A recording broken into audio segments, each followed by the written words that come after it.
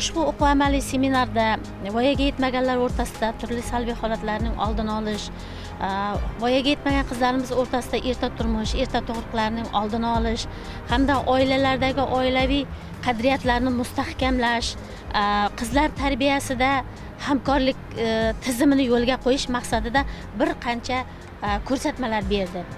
Ayniqsa tumandagi nizoli oilalar va u nizoli oilalardagi nizolarni bartaraf qilish choralari va shu bartaraf qilish jarayonlarida nizoli oilalarda tarbiyalanayotgan voyaga yetmagan qizlarimizga alohida tarbiyasiga alohida e'tibor qaratish kerakligi to'g'risida aniq ko'rsatmalar berdi.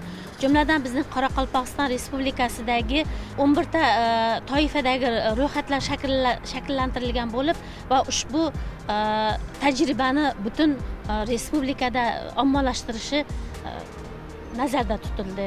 Maishiy zo'ravonliksiz baxtli hayot quramiz shiori ostida mana shu bugungi tadbirimizda ham keng yo'nalishlar oldik.